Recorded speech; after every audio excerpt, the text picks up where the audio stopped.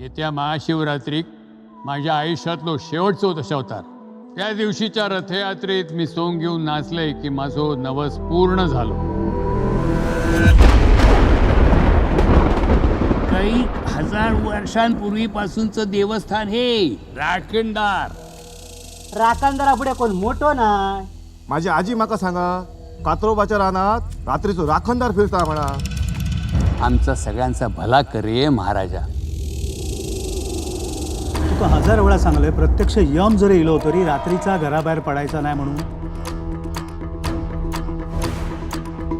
Tension तो होगा ना. अरे जंगल अपने बाप का है.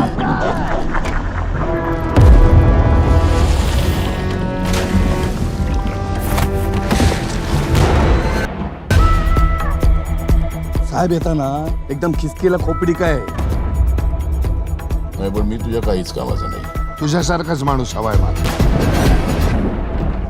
तो करताय सगळं. कोण? राखणदार. तो राखणदार तुमच्या डोक्यात आहे, डोक्यात. जंगलात फक्त जनावर असतात.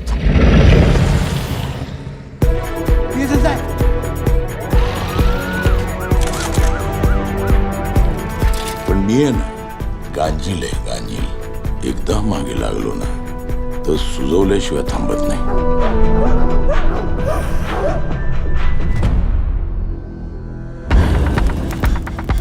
अमोशाच्या रात्री हत्या झाली असा. आत्मा नाही, शरीर पण आपल्या बरोबरच आहे.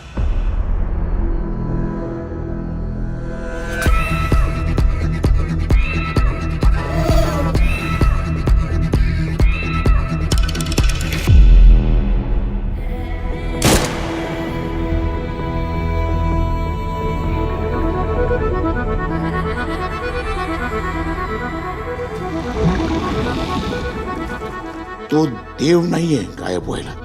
पण तो देवाचा माणूस आहे. तुम्ही जमीन बडवत बसाल आणि तो पंजा मारून निघून जाईल.